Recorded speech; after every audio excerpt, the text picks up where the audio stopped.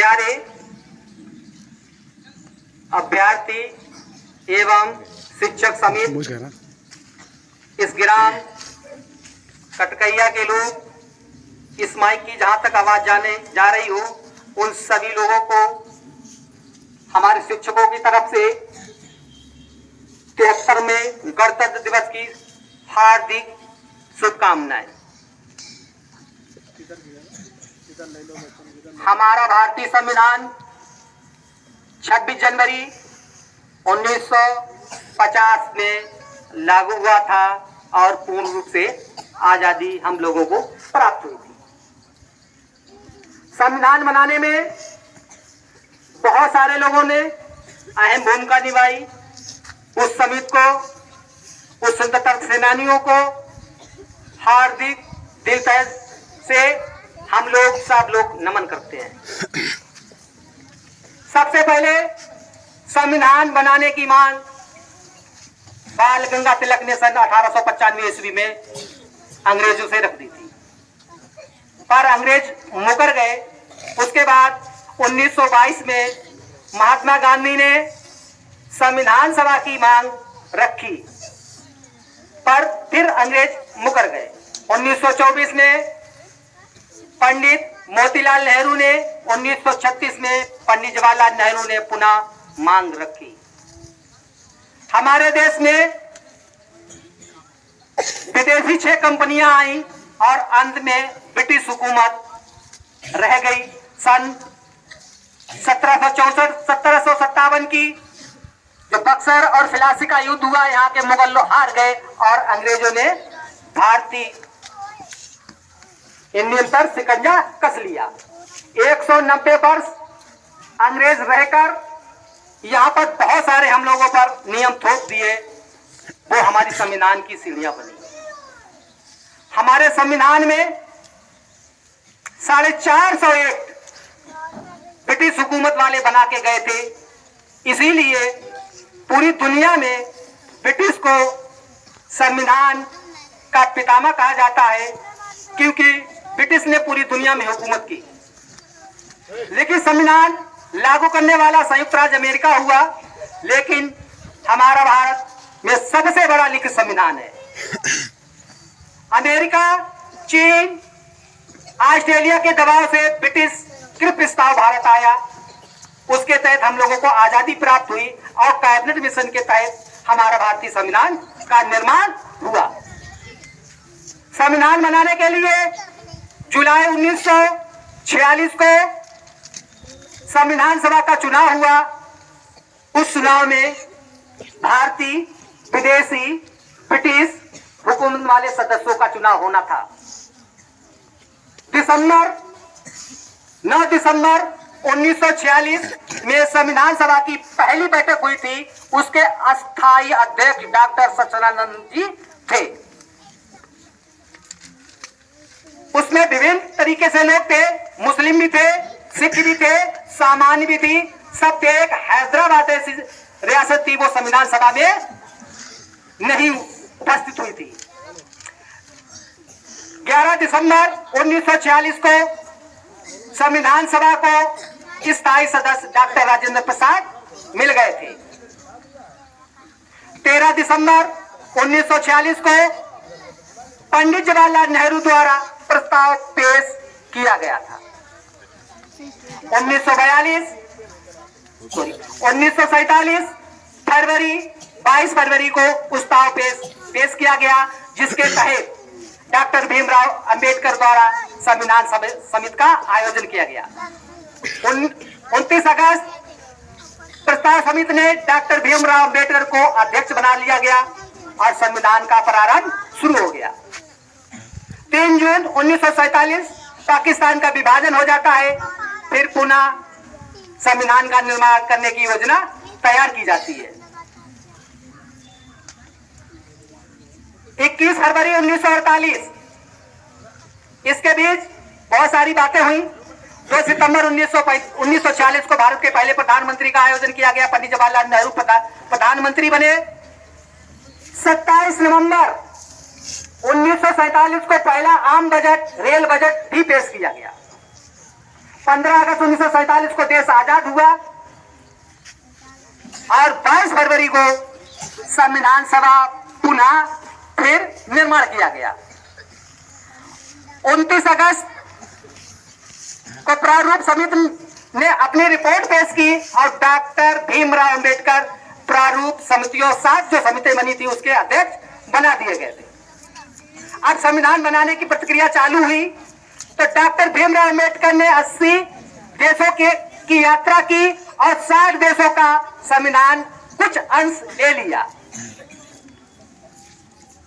हमारे डॉक्टर भीमराव अंबेडकर भारतीय संविधान के जनक, लेखक, जितनी उनकी बात कही जाए वो अल्फाज की जाए वो कम है। उनके पास 32 डिग्रियां थी, दोनों हाथों से लिखते थे। आज उनका हम लोगों पर बहुत बड़ा आशीर्वाद है जिसके तहत हम चल रहे हैं, जी रहे हैं, सब कुछ कर रहे हैं।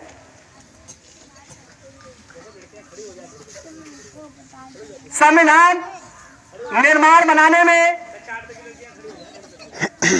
बहुत दिन लगे।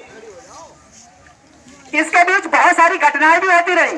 30 जनवरी 1948 को महात्मा गांधी की मौत हो जाती है और संविधान सभा का प्रारूप स्टार्ट होता है। संविधान सभा की पहली बहस होती है 9 नवंबर 1948 से लेके 15 नवंबर 1948 तक संविधान सभा की पहली बहस होती है।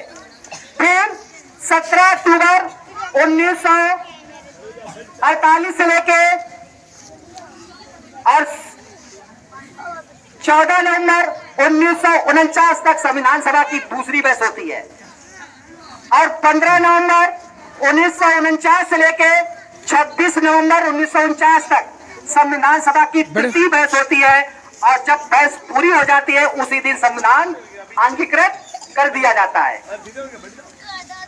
संविधान सभा में 15 महिलाएं थी,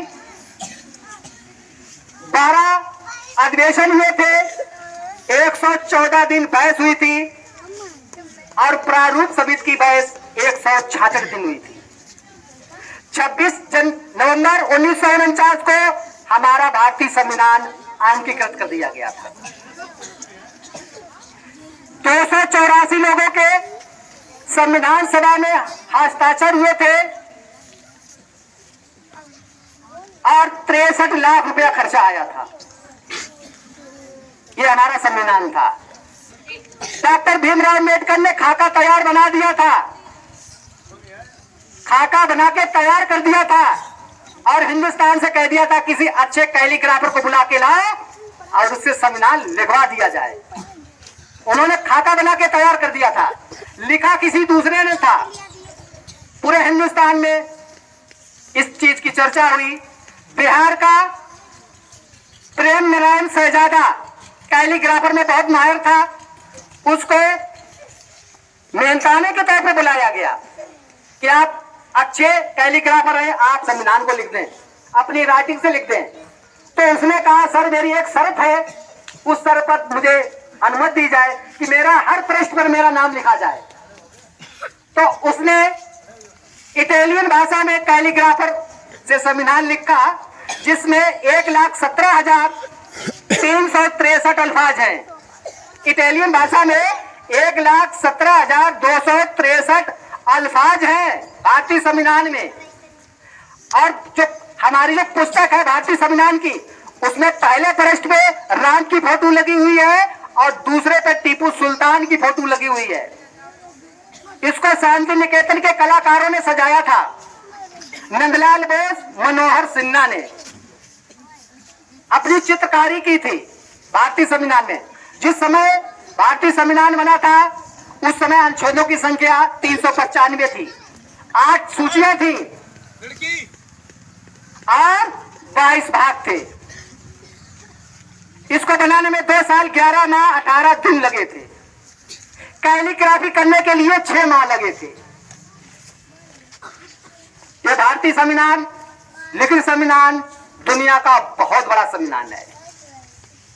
24 जनवरी को राष्ट्रगान, राष्ट्रगीत अपना लिया गया था। 25 जनवरी को भारत का चुनाव आयोग पहले स्थापित कर लिया गया था। संविधान लगने से पहले चुनाव आयोग की स्थापना कर ली गई थी 25 जनवरी 1950 को, और 26 जनवरी 1950 को हमारा संविधान लागू हो गया था। ये हमारे संविधान की खासियत है। दुनिया का लचीला संविधान, बेहतर संविधान, और हमारे संविधान में 10 देशों की हूबहू नकल उतार ली गई थी।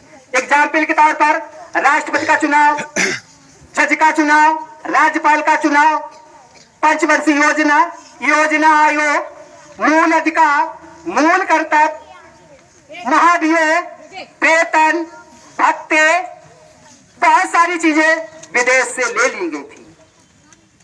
ये हमारे भारतीय संविधान की खासियत है। हम लोग अपने भारतीय संविधान की आदर करते हैं, उसी पर चलते हैं, उसी से हम जो भी कार्य करते हैं। आज संविधान ना होता तो हम क्या ना क्या हो जाते।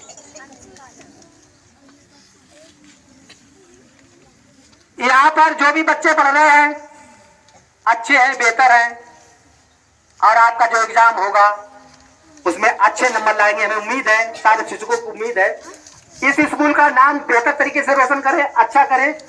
जिसके हाई फाई नंबर आएंगे, अच्छे नंबर आएंगे, डिस्ट्रिक्ट में आएगा, हम सभी शिक्षक समिति कुछ ना कुछ को गिफ्ट देंगे, बच्चों को बेहतर गिफ्ट देंगे, दिलवाने का प्रयास करेंगे, अच्छा गिफ्ट देंगे। और कहीं यूपी में नंबर आ जाए इस संस्था का, तो हमें उम्मीद है कि उस बच्चे को अच्छे स्कूल में कराने के लिए जो भी पैसा खर्च होगा हमारी शिक्षक समिति देगी। यूपी में नंबर आए तो, और डिस्ट्रिक्ट में नंबर आए तो उसको अच्छा गिफ्ट देने का प्रयास किया जाएगा। हम लोग 73वां गणतंत्र दिवस मना रहे हैं। इसके साथ हम अपनी बात को विराम करते हैं। जय हिंद, जय भारत।